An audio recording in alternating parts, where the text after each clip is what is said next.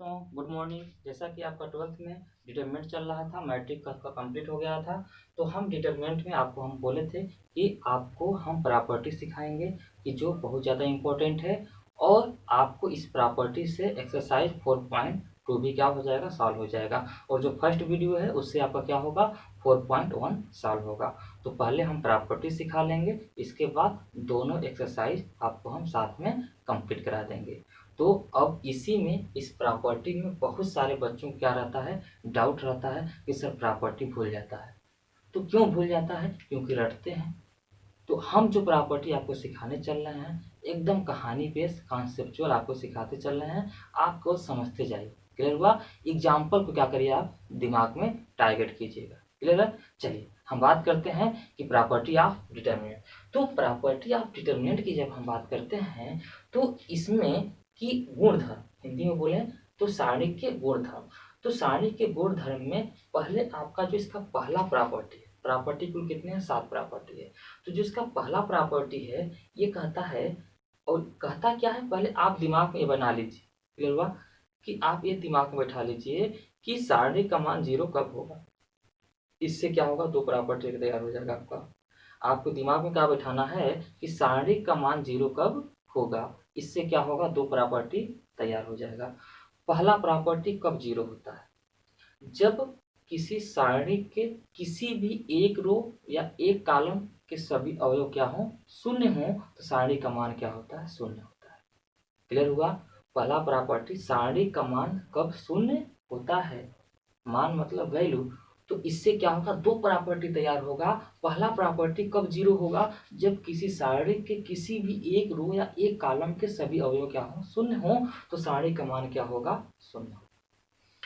अब दूसरा कब 0 होगा, जब सारणी के अंदर, क्लियर हुआ, कोई 2 रो या 2 कॉलम एक जैसे हो जाए, मतलब एक समान दिखाई देते हैं, तब भी क्या होता है, 0 होता है। बताओ बच्चा। तो इसका 2 प्रॉपर्टी याद करना एकदम आसान है। कब 0 होगा, जब एक कॉलम या एक रो के सभी अवयव 0 हो जाए। दूसरा, जब 2 रो या 2 रो, इस तरह 2 रो या 2 कॉलम एक जैसे हो, तब क्या होगा, 0 होगा। क्लियर हुआ? अब भूलेगा नहीं, कभी जिंदगी में नहीं भूलेगा। चलिए हम बात करते हैं पहली प्रॉपर्टी, प्रॉपर्टी ऑफ डिटरमिनेंट, सारणी के गुणधर्म। तो इसमें पहला प्रॉपर्टी है कि यदि किसी सारणी के किसी एक पंक्ति या एक स्तंभ के सभी अवयव शून्य हो, तो सारणी का मान क्या होता है, शून्य होता है। एग्जाम्पल देखो बच्चा, जैसे मान लीजिए 1 2 3 4, सॉरी 0 0 दिखाना है हमको, वो 0 0। क्लियर हुआ? अब इस सारणी में बच्चा ध्यान से देखो कि जो दूसरा रो है, सभी अवयव क्या है, 0 है। इस सारणी का मान क्या होने वाला है, शून्य होने वाला है। सॉल्व भी कर लो बच्चा। तो diagonal minus non diagonal, 0 minus 0 बराबर 0। कोई डाउट नहीं है? अब बड़ा एग्जाम्पल लो बच्चा यहाँ पे। तो जैसे देखो,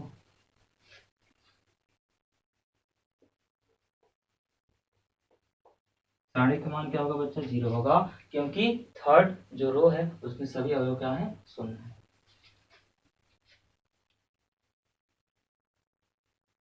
ये सब सिंबल है बच्चा सारणी का, सब कुछ पहला वीडियो तुम अच्छे से पढ़ लोगे ना बच्चा, सारणी कभी जिंदगी में नहीं भूलेगा। पहला वीडियो बहुत अच्छे से समझ लो, उसमें को रिलेशन भी हम समझाए हैं, सारणी और आव्यूह में क्या अंतर है, और सारणी में हम क्या करते हैं ये भी बताएं।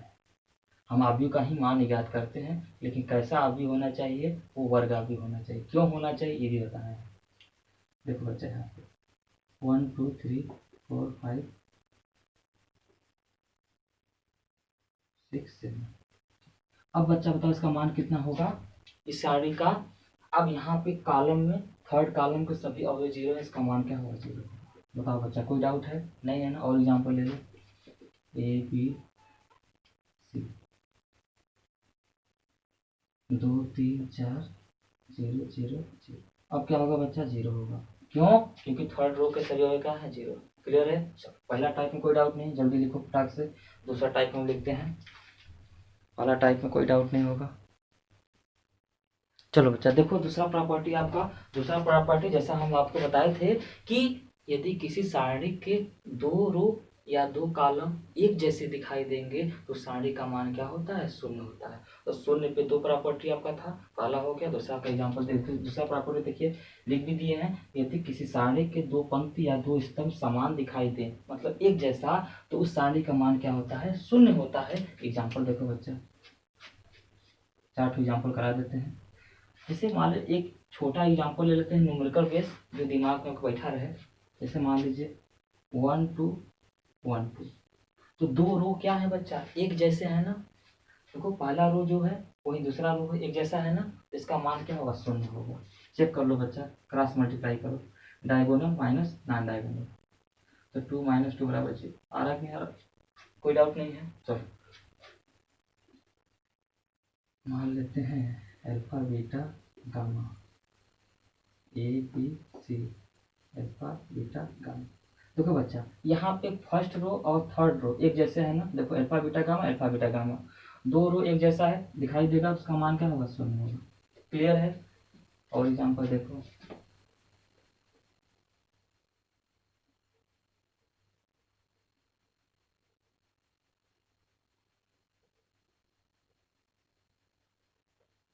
इसका मान बताओ बच्चा। देखो क्या दिखाई दे रहा है आपको, देखो जो पहला कॉलम और तीसरा कॉलम एक जैसा है ना, 1 4 6 1 4 6, इसका मान क्या होने वाला है, 0। समझ में आ रहा है, कोई डाउट नहीं है। चलिए और एग्जाम्पल देख लीजिए।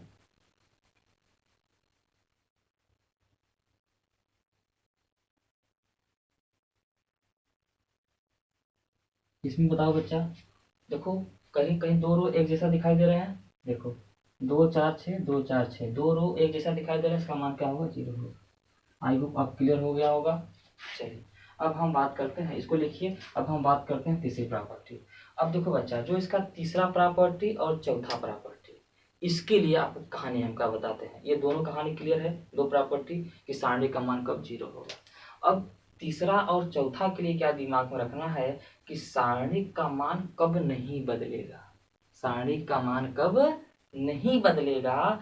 वो तीसरा प्रॉपर्टी ये कहता है कि अगर किसी सारणी के सभी पंक्ति को कॉलम और सभी कॉलम को पंक्ति कर दो, तो सारणी के मान में कोई फर्क नहीं पड़ता।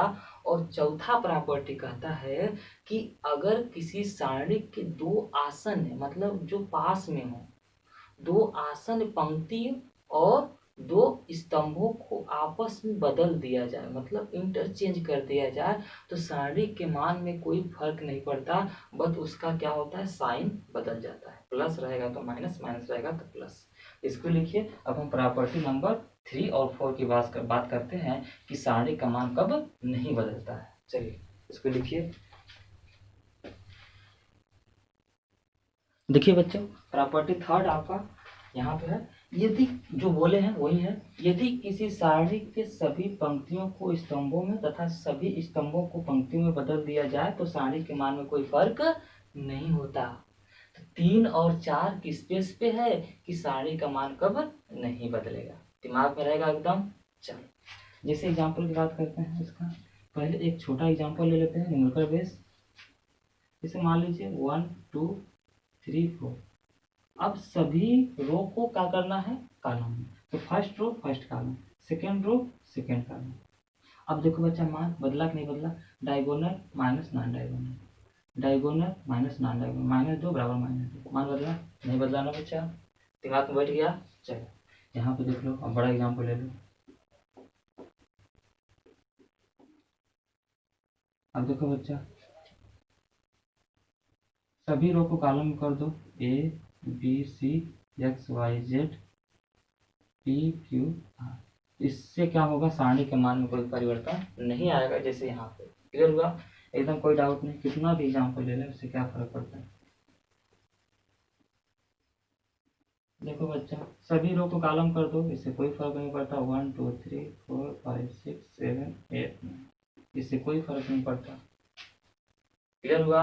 आप एक्सप्लेनेशन करके भी चेक कर सकते हैं, आपको हम सिखाए हैं बच्चा। क्लियर हुआ। या तो रो वाइज चलेंगे या तो कॉलम वाइज। आपको बोले थे पहले आप रो वाइज चलिए, और उसमें क्या करते हैं 3x3 में साइन कन्वर्जन का भी ध्यान रखते हैं। साइन कन्वर्जन बताए थे आपको, plus minus plus minus. Clear है। बहुत अच्छे समझाएं। फर्स्ट वीडियो बोल तो रहे हैं बच्चा, फर्स्ट वीडियो जो देखा होगा उसके लिए तो यहाँ पे कोई प्रॉपर्टी में कोई दिक्कत ही नहीं है। चलिए, प्रॉपर्टी दोनों 4 प्रॉपर्टी तो एकदम इजी हो गया कि पहला 0 के लिए क्या कंडीशन है और नो चेंज के लिए क्या कंडीशन है। क्लियर हुआ। ये सब कब कब चेंज नहीं होगा सारणी का मान, जब सभी रो को कॉलम सभी कॉलम को रो कर देंगे। क्लियर है, यहाँ तक कोई डाउट नहीं है। और चौथा भी प्रॉपर्टी इसी बेस पे है, बस थोड़ा सा क्या है चेंज है कि दो अगर किसी सारणी के 2 पंक्ति या 2 कॉलम के को आपस में मतलब आसान 2 आसन मतलब कि सटा हुआ। क्लियर हुआ। इसमें चौथा प्रॉपर्टी क्या कहता है आपका, यदि किसी सारणी की 2 आसन पंक्तियों या कॉलमों को क्या करो आपस में इंटरचेंज कर दो, सारणी के मान में कोई फर्क नहीं पड़ता, बस उसका साइन क्या हो जाता है चेंज हो जाता है। इसको लिखिए, इस प्रॉपर्टी को हम क्या करते हैं लिख देते हैं। चलिए जल्दी करिए इसको फटाक से। देखिए आप प्रॉपर्टी नंबर 4 जो आपको हम बोल रहे हैं, यदि किसी सारणी के 2 आसन पंक्ति या 2 स्तंभ को 2 आसन पंक्ति भी हो सकता है या 2 स्तंभ को आपस में बदलना मतलब इंटरचेंज करना कर दिया जाए तो सारणी का मान नहीं बदलता परंतु उसका चिन्ह बदल जाता है। तो आप यहाँ पे ये समझना है कि 2 आसन पंक्ति या 2 आसन कॉलम क्या होता है। आसन देखो बच्चा, इसे मान लो एक, ये समझो ये 3 आप मान लो कॉलम है, 1 कॉलम 2 कॉलम 3 कॉलम, 3 कॉलम है इस तरह है। अब ये दोनों की बात करें, जो सटा हुआ होगा उसको हम क्या बोलेंगे आसन। ये दोनों क्या है पास पास हैं, इसका मतलब आसन है। अब इसकी और इसकी तीसरी की बात करें, पहला तीसरा की बात करें तो ये क्या है सटे हुए नहीं है, इसका मतलब ये आसन है नहीं है। आसन का मतलब सटा हुआ, इंटरचेंज करने का मतलब क्या हुआ, इसको यहाँ कर दो इसको यहाँ कर दो। क्लियर। चलो इसी तरह कॉलम में भी। तो अब यहाँ पे हम एग्जांपल देखेंगे कि जैसे मान लीजिए एग्जांपल जैसे न्यूमेरिकल बेस पे बता देते हैं 1 1 2 3 4। अब देखो बच्चा 2 आसन रो या कॉलम, तो रो वाली देख लो पहले, इस पहला रो दूसरा रो ये दोनों एक दूसरे के सटे हुए हैं ना, आसन हुए, इसको आपस में इंटरचेंज कर दो। इंटरचेंज करने में तो इसको यहाँ रख दो इसको यहाँ रख दो, इसको क्या कर दो 3 4 यहाँ पे 1 2 नीचे कर दो। तो ऐसा करने पे सारणी के मान में कोई चेंज नहीं आता, बस उसका साइन क्या हो जाता है चिन्ह क्या हो जाता है बदल जाता है। जैसे देखो मान देखो ठीक diagonal minus non diagonal 4 minus 6 ये क्या हो जाता है 6 माइनस 4 तो -2 ये कितना आ रहा है आपका 2 आ रहा है। तो केवल चिन्ह बदल रहा है ना बच्चा, 2 तो 2 सेम है ना, कोई चिन्ह बदल रहा है ना, इसीलिए हम बोल रहे हैं कि यहाँ पे क्या करते हैं केवल इसका चिन्ह बदल जाता है। तो क्या कर देंगे केवल माइनस अप्लाई कर देंगे हो जाएगा। चल और एग्जाम्पल देख लो बच्चा, तो जैसे कोई लिखा हो ABCD लिखा हो, अब इसको हम क्या करें कि या कॉलम वाइज कर सकते हैं या रो वाइज भी कर सकते हैं। तो मान लो हम इस 2 कॉलम को आपस में, कॉलम मतलब स्तंभ, इसको हम चेंज करना चाहते हैं। तो मान लो AC की जगह BD लिखना चाहते हैं तो BD लिख दो बच्चा और AC यहाँ कर दो, आपस में क्या हो गया दोनों इंटरचेंज हो गया, ये यहाँ आ गया ये यहाँ आ गया। तब ऐसा करने पे ये बराबर कब होगा, जब यहाँ पर माइनस लगाएंगे। अगर आपस में इंटरचेंज करेंगे तो उसका मान तो नहीं बदलेगा, बस साइन क्या हो जाएगा चेंज हो जाएगा। जब भी 2 रो या 2 कॉलम को आपस में इंटरचेंज करेंगे तो सारणी के सामने क्या करना है केवल माइनस लगा देना है। ठीक है, लेकिन बोलोगे सर हम 2 बार बदल दिए तब, जब बच्चा एक बार बदल रहे थे माइनस, जब दोबारा अप्लाई कर दिए तो क्या हो जाएगा प्लस हो जाएगा। क्लियर हुआ। देखो एग्जाम्पल,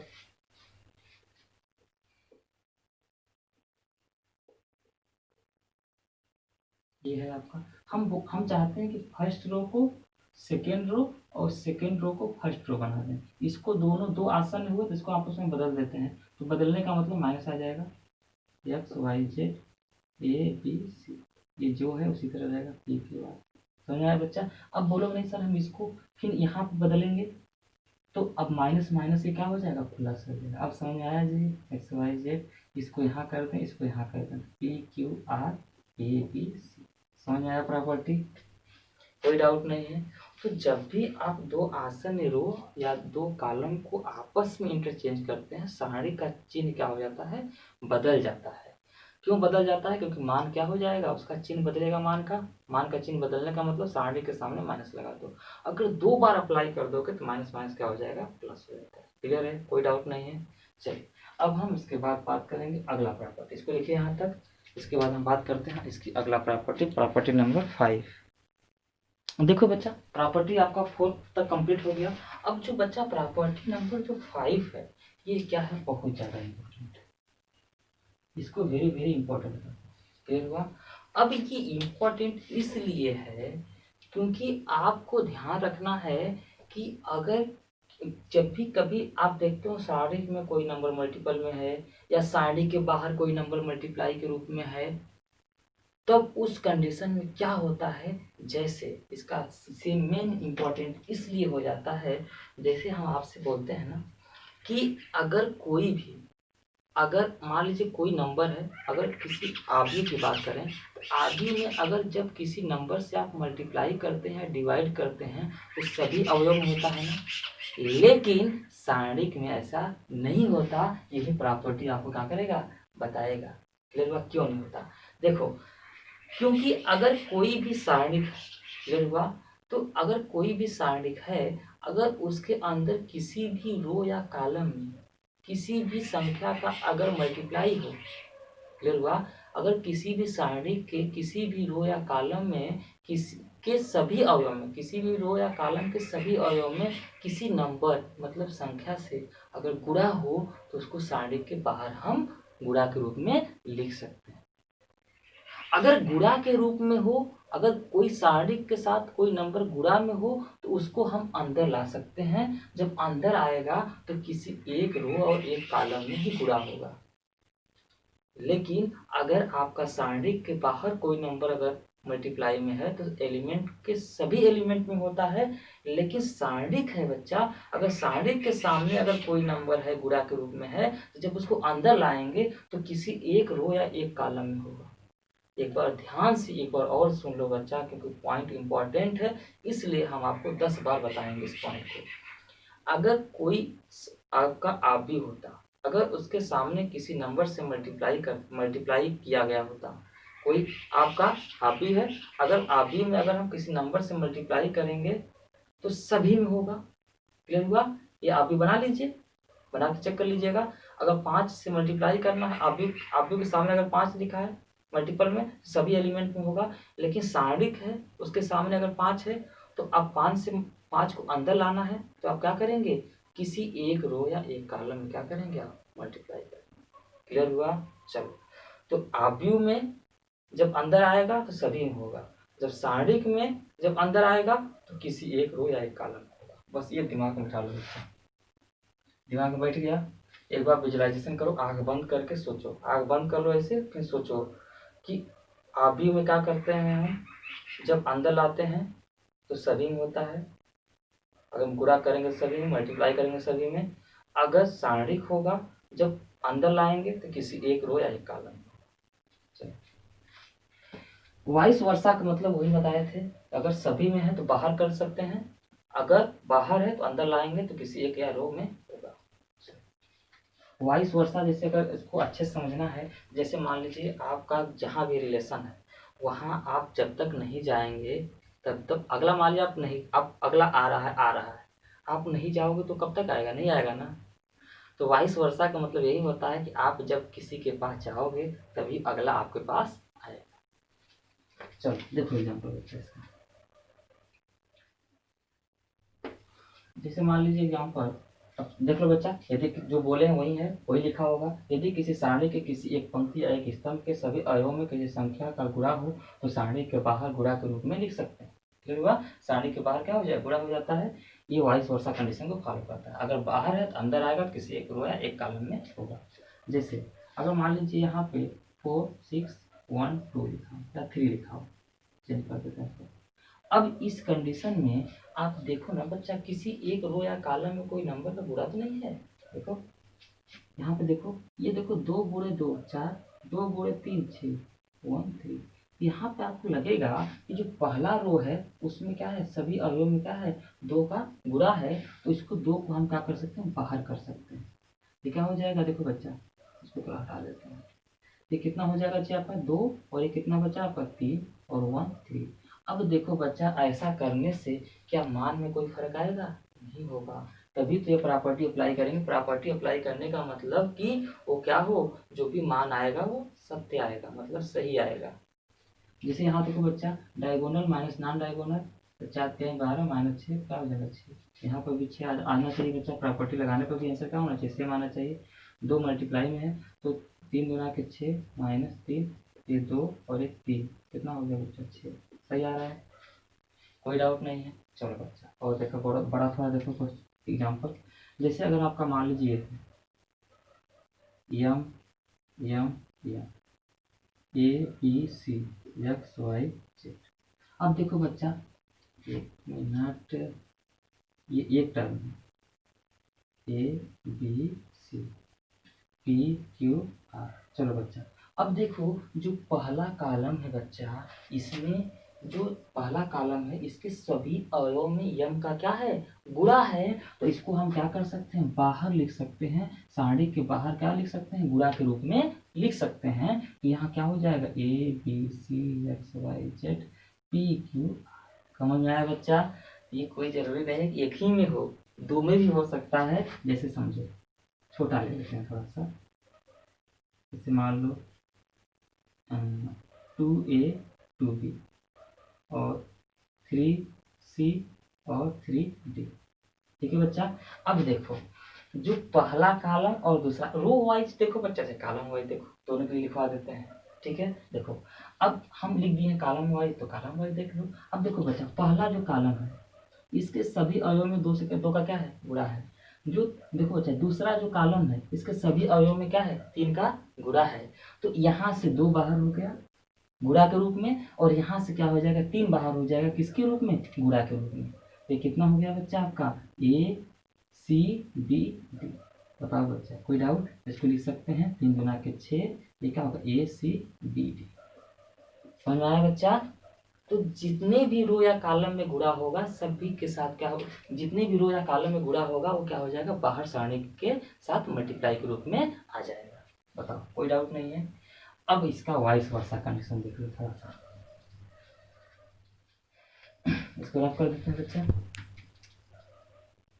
क्या यही बता देते हैं? चलो यार, रफ कर देते हैं। एग्जाम्पल तो इतना दे दिया आपको। वाइस वर्सा देख लो बच्चा। जैसे मान लीजिए अगर 2 का मल्टीप्लाई हो A B C D, sir number numerical type के ले लेते हैं जिससे समझने में आसानी होगा, चेक भी कर लेंगे वैल्यू। जैसे मान लीजिए 1 2 3 4।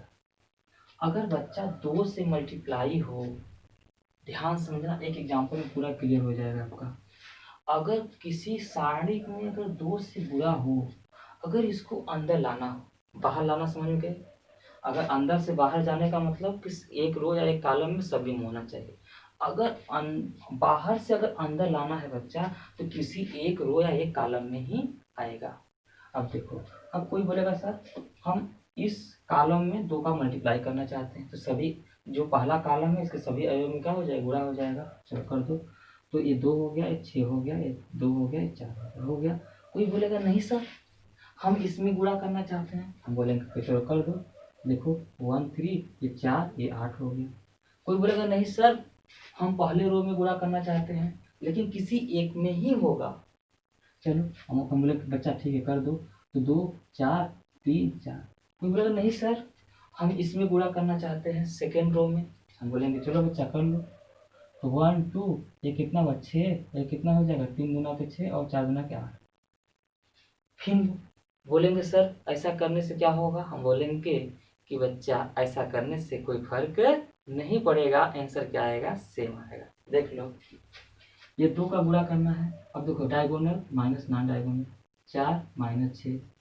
यहाँ देखो बच्चा, डायगोनल माइनस नॉन डायगोनल। ऐसा ये प्रॉपर्टी कहाँ अप्लाई होता है? जब क्वेश्चन क्या होता है? बड़ा होता है तो बहुत ज़्यादा यूजफुल हो जाता है। क्योंकि बोले से इतना छोटा क्वेश्चन यहाँ पर लगाने का जरूरत है, यहाँ हम सिखाने के लिए बता रहे हैं। देखो यहाँ कितना diagonal minus non diagonal 8 minus 12। यहाँ पे देख लो बच्चा कितना आने वाला है? ये 2 और ये कितना हो जाएगा? -2 -4। तो -4 सब आना चाहिए। देखो ये क्या आ रहा है? -4 आ रहा है। यहाँ पे देखो बच्चा ये डायगोनल माइनस नॉन डायगोनल, तो 8 माइनस 12 कितना आ रहा है -4। देखो यहाँ बच्चा 4 दूना 8 माइनस 12 कितना आ रहा है -4। यहाँ देखो बच्चा 8 माइनस 12 कितना हो रहा है -4। सब बराबर आ रहा है नहीं आ रहा है बच्चा। तो जब भी आप बाहर से जब अंदर लाएंगे तो किसी भी एक रो या एक कॉलम में आप मल्टीप्लाई कर देंगे, किसी भी एक या कॉलम के सभी अवयव में क्या कर देंगे मल्टीप्लाई कर देंगे। बताओ बच्चा, यहाँ पर कोई डाउट नहीं है, 5वां में इम्पोर्टेंट भी है। चलो बच्चा यहाँ तक। अब एक प्रॉपर्टी कैसे याद करना है कि अवयव में जब हम अंदर लाते थे क्या होता था, और सारणिक में जब अंदर लाएंगे तो क्या होगा, काम करना याद करना आसान हो गया। चलिए अब हम बात करेंगे प्रॉपर्टी नंबर 6 की। इसको लिखिए बच्चा, जल्दी से लिखिए।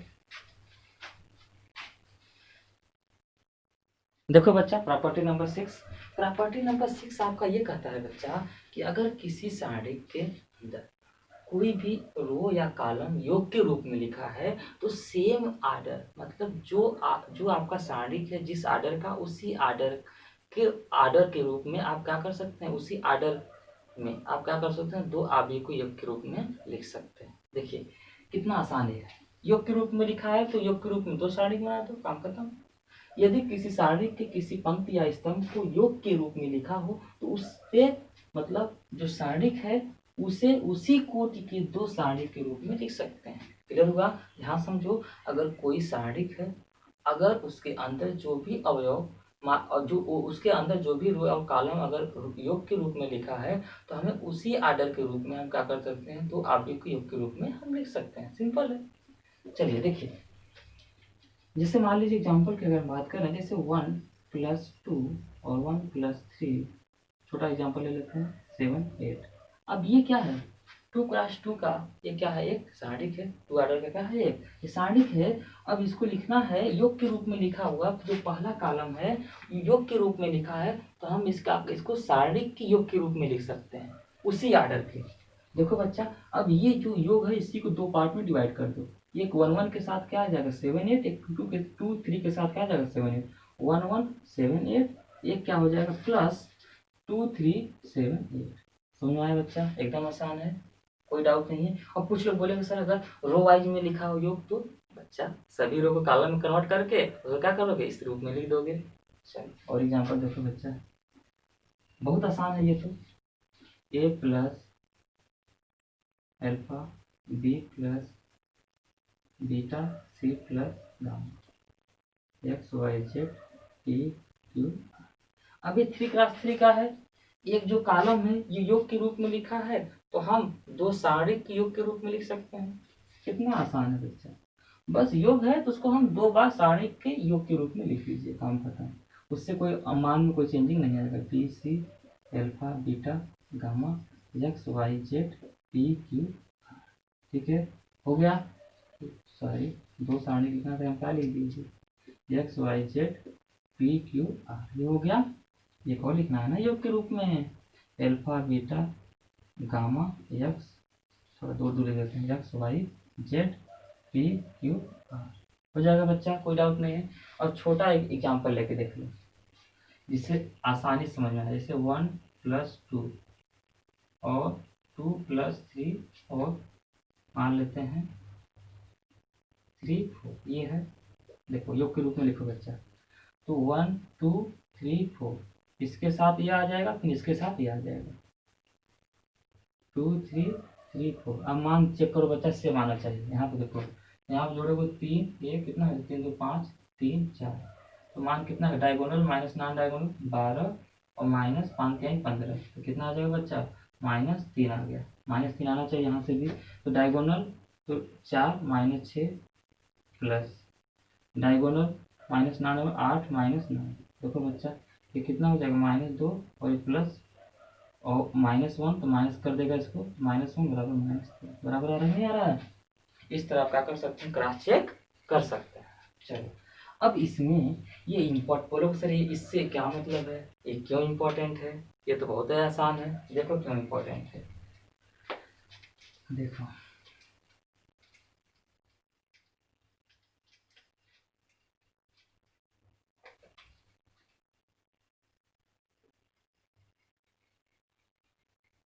इस तरह लिख देते हैं 4 4 6 5 6 7 4 4 चल ये लिखा हुआ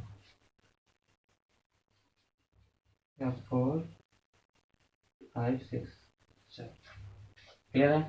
चलो ये लिखा हुआ है। अब बोलोगे सर इसका अब ये प्रॉपर्टी क्यों इम्पोर्टेंट है इसकी हम बात करते हैं। अब ये लिखा हुआ है ना बच्चा, अब इसको आप जिसको प्रॉपर्टी नहीं पता है बच्चा वो तो डायरेक्ट ओपन करके सॉल्व कर ले जाएगा, एक्सप्लेनेशन करके फर्स्ट लेगा फिर सेकंड थर्ड फर्स्ट रो के द्वारा क्या करेगा एक्सप्लेन कर देगा जो फर्स्ट वीडियो में सिखाए हैं। चलो अब जिसको प्रॉपर्टी पता है क्या करेगा, अब इसमें ये सोचेगा कि किसी कॉलम को क्या कोई और कॉलम के रूप में लिख सकते हैं। देखो यहाँ पर 2 4 6, यहाँ पर 2 4 6, देखो ये तो नहीं बन सकता, इसके द्वारा ये नहीं बन सकता, लेकिन इसके द्वारा ये बनाया जा सकता है। देखो यहाँ पे क्या हो जाएगा 2 4 6 और यहाँ पे क्या हो जाएगा 4 + 1 और ये 5 + 1 6 हो जाएगा और ये कितना हो जाएगा बच्चा आपका 7 + 6 + 1।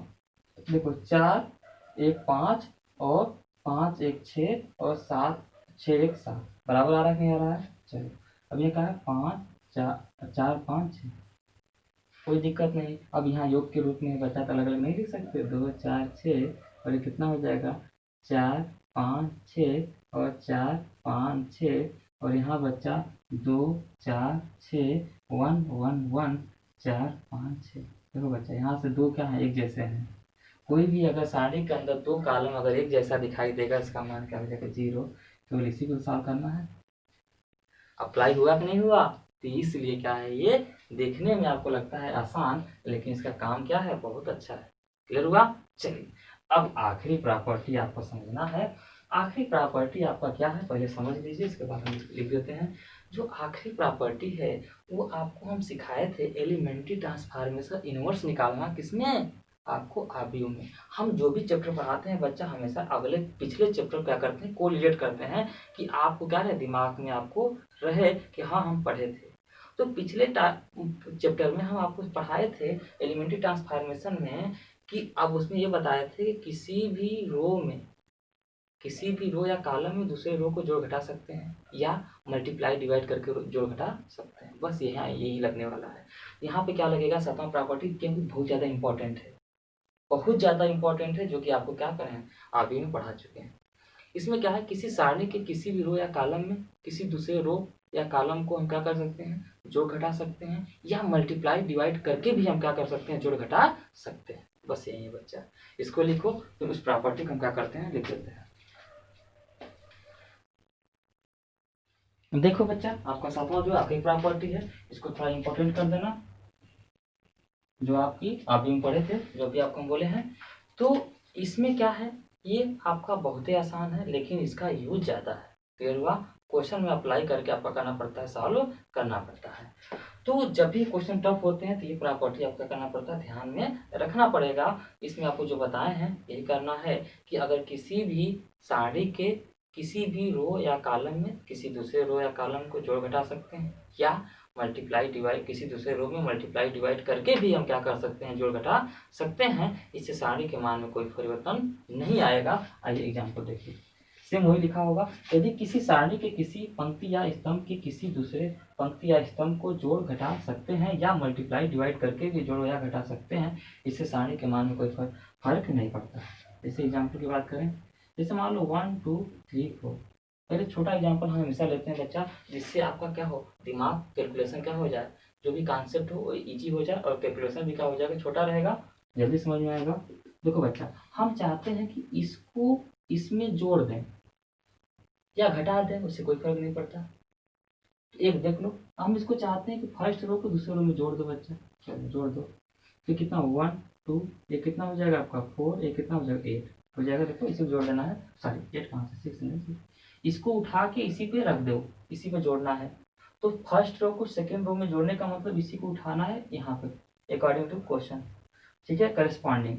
यहाँ पे देखो इसको उठाओ यहाँ पर रख दो, 3 पे क्या आएगा 1 और 4 पे क्या आएगा 2, तो 3 में 1 जोड़ा 4 हो गया और 4 में 2 जोड़ा 6 हो गया। अब वैल्यू देखो बच्चा diagonal minus non diagonal, diagonal minus non diagonal, ठीक है। ये देखो कितना -2 ये कितना -2, कोई परिवर्तन आया बच्चा? नहीं आया ना। चलो, एकदम आसान है, बहुत ही आसान है। अब बोलोगे नहीं सर हम कॉलम वाइज देखेंगे, चलो कर लो। 1 3 2 4। देखो जी, अब सुबह सर हम पहले कॉलम में क्या करें, जोड़ दें, दूसरे कॉलम को जोड़ दो। इसको इसमें जोड़ना है, देखा एक में 2 आएगा, 3 हो गया, 3 में 4 आएगा, 7 2 4। जिसमें जो करना है उसी तरह लिखना है। इसमें मान लो कॉलम 1 में करना चाहते हैं तो 1 में करेंगे, 2 में कुछ नहीं कर रहा है, इसी तरह रहेगा। अब वैल्यू देखो बच्चा, डायगोनल माइनस नॉन डायगोनल। देखो डायगोनल 7 4 3 12 माइनस नॉन डायगोनल 8 14। देखो बच्चा -2 कोई फर्क आ रहा है बच्चा? नहीं आ रहा है ना। बहुत ही आसान है ना। बोलोगे सर मल्टीप्लाई करके बता दीजिए, देखिए मल्टीप्लाई करके बता देते हैं। देख लीजिए, इसको रब करते हैं थोड़ा सा। अब देखो 1 2 3 4 है। हम क्या करना चाहते हैं कि इसमें 2 से मल्टीप्लाई करके इसमें जोड़ना चाहते हैं। हम क्या करना चाहते हैं कि R2 में हम क्या करना चाहते हैं, R2 प्लस 2R1 ये करना चाहते हैं। तो लिख लो बच्चा, यहाँ कितना हो जाएगा, ये तो इसमें कुछ तो कर ही नहीं रहा है, इसी तरह रहेगा। इसमें 2 से मल्टीप्लाई करके जोड़ना है, तो इसमें 2 से मल्टीप्लाई करेंगे 2 ये 4, इसी की जोड़ना है इसमें। तो 3 2 5 और 4 4 8। देखो बच्चा वैल्यू कितना आएगा यहाँ पे, ये कितना हो जाएगा, डायगोनल माइनस नॉन डायगोनल। यहाँ देखो बच्चा, यहाँ डायगोनल माइनस नॉन डायगोनल, ये -2 ये -2। बच्चा बताओ वैल्यू में कोई चेंजिंग आ रहा है? नहीं आ रहा है ना। तो एकदम आसान है। तो यहाँ तक आपका क्या हुआ, प्रॉपर्टी क्लियर हो गया। अब इसके बाद बच्चा हमको क्या करना है, आपको एक्सरसाइज 4.1 4.2 कंप्लीट कराना है। इसके बाद आपको एरिया वाला क्वेश्चन कराएंगे। और इसी में हम क्या करते थे, पहले आपको हमेशा जब क्लास में पढ़ाया जाता है, कोचिंग पढ़ाया जाता है, तो वहाँ क्या किया जाता है, उपसारणिक पढ़ा देते थे, सखंड पढ़ा देते थे पहले। लेकिन यहाँ पे हम क्या किए हैं, थोड़ा सा चेंजिंग कर दिए हैं। जैसे एक्सरसाइज है उसी तरह हम क्या कर दे रहे हैं, पढ़ा दे रहे हैं। आपको क्लियर हुआ? तो 4.2 तक आपका क्वेश्चन हम कंप्लीट करा देंगे। इसके बाद एरिया क्वेश्चन होगा, तब आपका क्या आ जाएगा, उपसारणिक और सखंड तक। आपको क्लियर हुआ? एडजॉइंट। ठीक है। तो अब पहले इसको आप यहाँ तक 2 वीडियो कंप्लीट हो चुका है आपका कॉन्सेप्चुअल। अब इसके बाद 2 एक्सरसाइज कंप्लीट कराने के बाद तब आपका क्या होगा, नेक्स्ट कॉन्सेप्ट। ठीक है। Thank you so much.